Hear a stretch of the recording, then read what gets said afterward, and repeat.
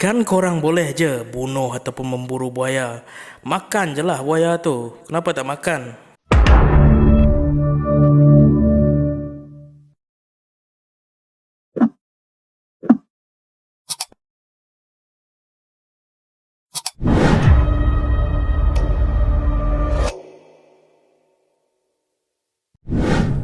Hai, selamat datang ke channel saya. Nama saya Wen. Dan hari ini kita akan bercerita ataupun membahaskan tentang buaya. Mengapa kami tidak makan buaya? Jadi kemarin kita dikejutkan ataupun digempakan dengan satu kisah sedih yang berlaku di Sabah, iaitu seorang ayah cuba untuk menyelamatkan anak beliau, tetapi malang seribu kali malang, anak beliau tidak dapat diselamatkan. Dan saya difahamkan oleh tim saya sendiri yang angka ataupun pacik tersebut sudah pun stabil, tetapi banyaklah kesan-kesan luka dan juga kecederaan yang agak boleh dikatakan parah. Tangan beliau digigit dan juga bahagian kepala beliau juga ada kecederaan yang berlaku, dan ini menunjukkan betapa kuat dan besarnya kasih seorang bapa kepada anaknya.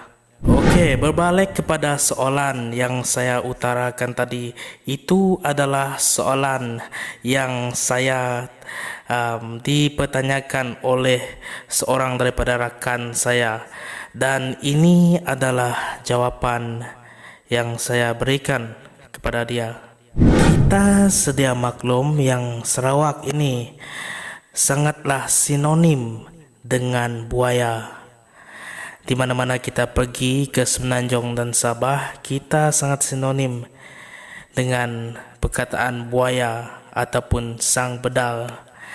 Dan tidak dinafikan juga kerana popularnya buaya ini di Sarawak, nama Sarawak FA ataupun sekarang ini Sarawak United digelar sebagai Bujang Senang. Bujang Senang adalah antara buaya yang terbesar dan terpanjang di Malaysia. Berbalik dengan persoalan yang besar tadi, mengapa kami tidak makan buaya sedangkan kami boleh makan saja apa-apa? Hal ini kerana orang-orang Iban khususnya dan juga majoriti bangsa-bangsa dan masyarakat di Sarawak tidak berani untuk memakan daging buaya kerana selagi kami masih ingin berkunjung ke sungai-sungai, laut dan tempat-tempat yang habitat buaya ini tinggal, kami tidak boleh suka-suka untuk makan daging buaya. Hal ini kerana sang bedal mampu untuk menghidu bau manusia yang pernah memakan daging saudaranya.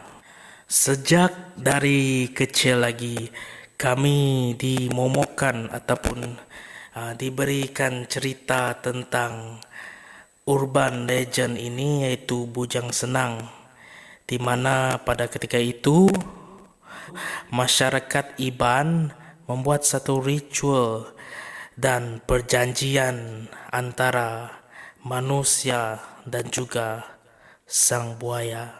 Di dalam perjanjian ini menyatakan bahawa sekiranya manusia tidak mengganggu ataupun istilahnya membunuh sang buaya tidak akan mengganggu manusia. Tetapi tidak dinafikan bahawa populasi buaya khususnya di Sarawak sangatlah meningkat saban tahun, di mana terdapat satu artikel menyatakan daripada Timbalan Controller Hidupan Liar Jabatan Hutan Sarawak JHSS Engkamat Lading, survei yang dilakukan menunjukkan 8 hingga 12 ekor buaya dalam setiap kilometer, dan survei ini dilakukan di Batang Baram, Batang Sadong, Batang Samarahan, Sungai Sebelak, Sungai Sebuyau, Batang Lupar, Sungai Linga, dan Batang Krian. Jadi anggaran populasi ialah sekitar 12,000 ekor, termasuk 10 hingga 15% pemangsa pada masa-masa tertentu. Maka anggaran populasi buaya di negeri ini ialah 1,080,000 ekor buaya, ujar Engkamat Lading.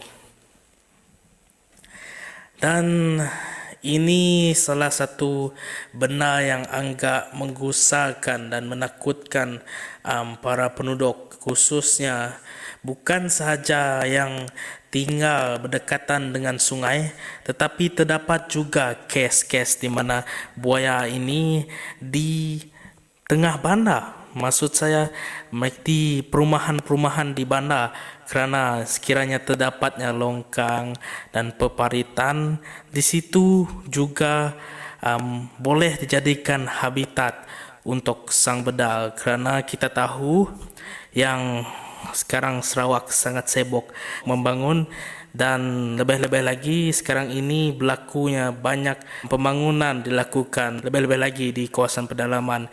Ini akan mengganggu kawasan dan habitat tinggal para buaya. Dan terdapat juga banyak faktor mengapa buaya ini semakin liar dan semakin banyak populasinya. Saban hari semakin bertambah. Hal ini diperkuatkan lagi kerana jalan-jalan di daerah pedalaman sekarang ini sudah pun mempunyai jalan tar, dan penduduk di kawasan pedalaman jarang menggunakan motor air ataupun perahu, di mana saya difahamkan yang buaya-buaya ini takut apabila mendengar bunyi deruan enjin perahu dan juga minyak enjin perahu tersebut. Dan ini membuatkan semakin banyaklah buaya-buaya bermahajalela dan melakukan aktiviti mereka di sungai-sungai. Dan begitu juga sebelum ini ada kes babi Afrika yang berlaku di daerah Borneo, bukan saja di Sarawak tetapi juga di Sabah, iaitu satu jenis penyakit yang menyebabkan babi hutan di hutan-hutan semakin berkurangan dan mati. Ini menyebabkan makanan-makanan sang bedal semakin berkurangan, dan apa yang mereka lakukan adalah pergi ke tempat-tempat untuk mereka cari makanan, kerana sang bedal ataupun buaya yang besar lebih cenderung dengan makanan-makanan ataupun haiwan yang besar seperti babi hutan dan juga rusa.